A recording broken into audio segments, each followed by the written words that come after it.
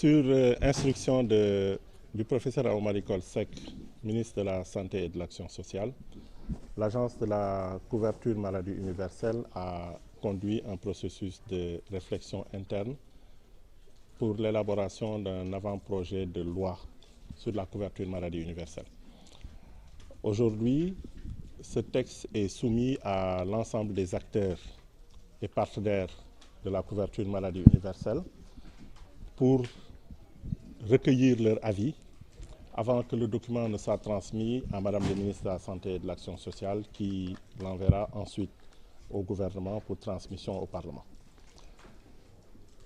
La loi sur la couverture maladie universelle est une demande forte de l'ensemble des acteurs et partenaires de la couverture maladie universelle parce que sans une loi, il n'y a pas de possibilité d'encadrer d'un point de vue législatif le programme de couverture maladie universelle pour le sécuriser, pour dire ce que sont ses grandes orientations, mais également pour consacrer les différents régimes devant constituer la couverture maladie universelle. L'avant-projet de loi que nous allons étudier au cours de ces 2 jours consacre une avancée importante dans le cadre de la mise en œuvre des politiques sociales dans ce pays. Parce que, comme vous le savez, l'article 8 de la Constitution consacre le droit à la santé. Mais il le consacre dans une perspective qui, ici, est simplement déclamatoire. C'est un principe qui est juste évoqué, mais il s'agit d'aller vers l'opérationnalisation du principe. Aujourd'hui, le droit à la couverture maladie universelle, tel qu'il va être consacré dans le texte que nous sommes en train d'étudier, va permettre une déclinaison et une opérationnalisation du droit à la santé. Parce que le droit à la santé commence par le droit à une couverture, c'est-à-dire à la possibilité d'accéder aux soins de santé sans difficulté financière chaque fois que la personne concernée a besoin d'accéder à ces soins.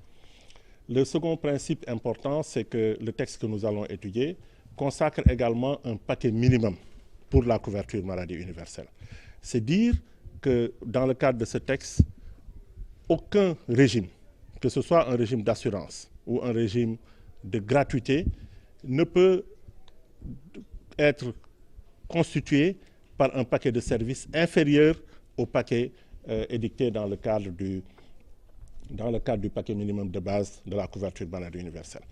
Mais la loi, telle que nous sommes en train de l'étudier, le document que nous sommes en train d'étudier, consacre également l'existence d'un régime spécial pour ce qui concerne l'assurance maladie, de régimes spéciaux pour ce qui concerne l'assurance maladie.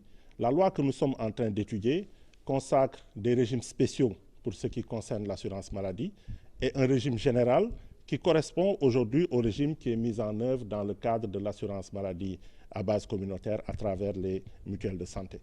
Autre principe important dans le cadre de cette loi, c'est que cette loi va permettre de pérenniser le programme. Parce que le programme est mis en œuvre à partir du 20 septembre 2013, date à laquelle la couverture maladie universelle a été lancée par M. le Président de la République. Mais des dispositions législatives sont nécessaires aujourd'hui pour punir les fraudes, donc pour pénaliser les infractions à la CMU.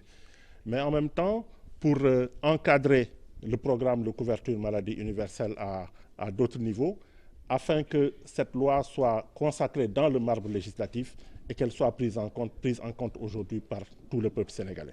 Et je dois préciser que cette loi fait le point sur l'ensemble des questions relatives au contrôle, que ce soit le contrôle médical, le contrôle administratif.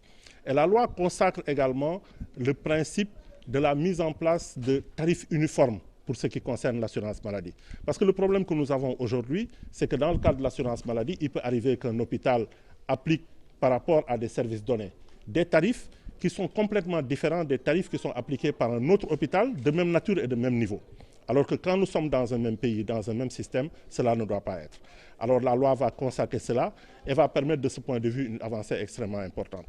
Et nous sommes sûrs que les travaux que nous allons mener au cours de ces deux jours vont nous permettre de bâtir des consensus très forts et que sur la base de ces consensus, l'Assemblée nationale, nous l'espérons, pourra voter ce texte avant la fin de cette législature pour que cette législature se termine par le vote de cette grande loi de grande portée sociale qu'est la loi sur la couverture maladie universelle. Les fraudes existent partout, dans le cadre de tous les systèmes. Ce que la loi va faire, c'est que justement, elle va pénaliser les cas de fraude et des cas de fraude spécifiques. Parce que les cas de fraude, évidemment, sont déjà pénalisés par le Code pénal. Mais il s'agit ici de consacrer des principes, de dire par exemple que si sur telle et telle question, un cas de fraude est avéré, voilà les dispositions qu'il faut prendre. Voilà ce qui peut constituer une fraude dans le cadre de la couverture maladie universelle, etc. Et ça, c'est important, parce qu'un programme de ce type, il faut le protéger, il faut l'encadrer. Et c'est ça le sens de ce que nous sommes en train de faire, pour donc consacrer cela dans le marbre législatif, pour qu'il ne soit plus possible à des Sénégalais de profiter d'un certain nombre de vides juridiques pour évidemment aller dans un sens qui serait contraire à celui des intérêts du programme et des Sénégalais.